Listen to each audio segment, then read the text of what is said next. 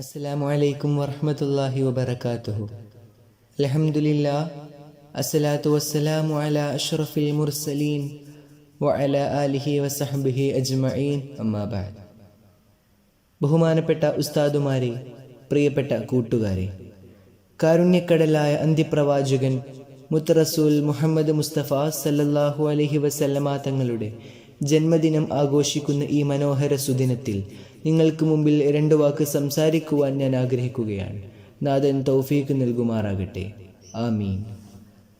പ്രിയമുള്ളവരെ, ലോകം മുഴുവൻ അധർമ്മത്തിൻ്റെ ഇരുട്ടിൽ മൂടപ്പെട്ട് നന്മയെയും തിന്മയെയും തിരിച്ചറിയാനാവാത്ത വിധം അധപ്പതിച്ച ഒരു സമൂഹത്തിലേക്കായിരുന്നു നന്മയുടെ വെളിച്ചം പകരാനായി നമ്മുടെ നബി മുഹമ്മദ് മുസ്തഫ സ്വല്ലല്ലാഹു അലൈഹി വസല്ലമ തങ്ങൾ കടന്നു വന്നത്. തൗഹീദിന്റെ അമരശബ്ദം പാരിലാകെ മുഴക്കിയതിന് സ്വന്തം നാടും വീടും വിട്ടു പോവേണ്ടി വന്നു ആ പ്രവാചകൻ. എന്നിട്ടും തൻ്റെ നാട്ടുകാർ ദുരിതത്തിലാണെന്നറിഞ്ഞപ്പോൾ 5000 സ്വർണ്ണ നാണയങ്ങൾ തൻ്റെ നാടിൻ്റെ ദുരിതാശ്വാസ പ്രവർത്തനങ്ങളിലേക്ക് അയച്ചുകൊടുത്ത പ്രവാചകൻ ലോകം കണ്ട ഏറ്റവും വലിയ കരുണക്കടലാണ്.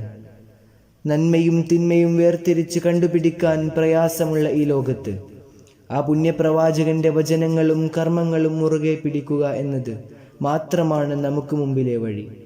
ജീവിതത്തിൽ നിന്ന് കോപത്തെ ഒഴിവാക്കാനും വിനയവും വിട്ടുവീഴ്ചയും കാണിക്കുവാനും മുത്തുനബി നമ്മെ പഠിപ്പിച്ചു. മാതാപിതാക്കളോടുള്ള കടമകൾ ഇത്രമേൽ ഊന്നിപ്പറഞ്ഞ മറ്റൊരു നേതാവിനെ നമുക്ക് ലോകചരിത്രത്തിൽ കാണാൻ സാധിക്കുകയില്ല.